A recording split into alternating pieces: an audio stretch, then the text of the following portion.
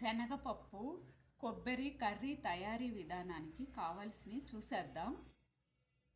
చాలా టేస్టీగా ఉంటుంది, చాలా ఈజీగా తయారు చేసుకోవచ్చండి. పచ్చిమిర్చి ఒక 5, అల్లం కొంచెం,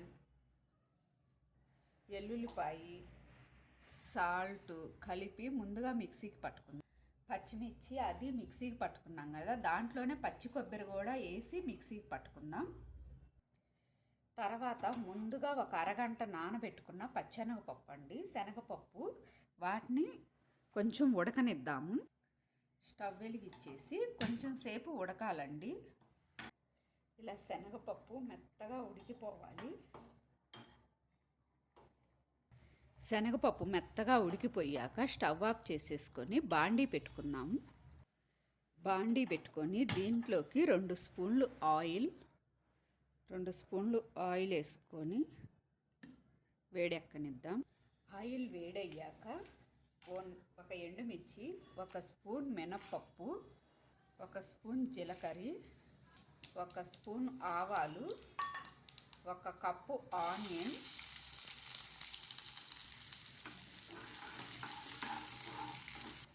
1 టీ స్పూన్ పసుపు. ఆనియన్ ఇట్లా ఏగిపోయాక దీంట్లో ముందుగా మిక్సీకి పట్టుకున్న కొబ్బరి పచ్చిమిర్చి పొడిని ఇందులో వేసుకున్నామండి.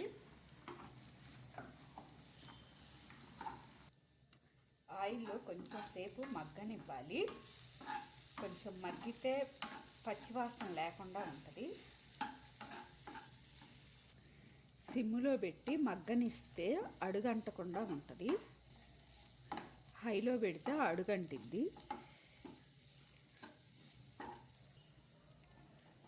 బాగా మగ్గిపోయాక దాంట్లో ముందుగా ఉడకబెట్టుకున్న శనగపప్పుని యాడ్ చేద్దాం. బాగా తిప్పుకోవాలి. తిప్పేసుకున్నాక ఒక 5 మినిట్స్ మగ్గనివ్వాలి. అంతా తిప్పుకొని కొంచెం మగ్గాక దీంట్లో ఉప్పు చూసుకొని సాల్ట్ అనేది యాడ్ చేసుకోవాలి. నాకైతే కొంచెం తగ్గింది, నేను యాడ్ చేసుకుంటున్నా. ముందుగా పచ్చిమిర్చిలో వేసాం కదా, దానికోసమని కొంచెం మాత్రమే యాడ్ చేశాను. చాలా ఈజీగా తయారు చేసుకోవచ్చండి. చాలా ఈజీగా ఇంట్లో కూరగాయలు లేనప్పుడు కానీ ఎప్పుడైనా చాలా టేస్టీగా ఉంటుంది. చాలా ఈజీ ప్రాసెస్లో అయిపోతుంది. చాలా సింపుల్ ఇంగ్రీడియంట్స్. ఫైనల్గా దీంట్లో కొత్తిమీర యాడ్ చేసుకుందాం.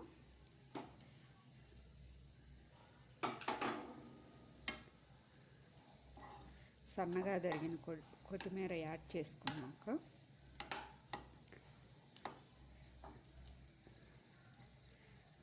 చూసారు కదండి, సింపుల్గా శనగపప్పు కొబ్బరి కర్రీ.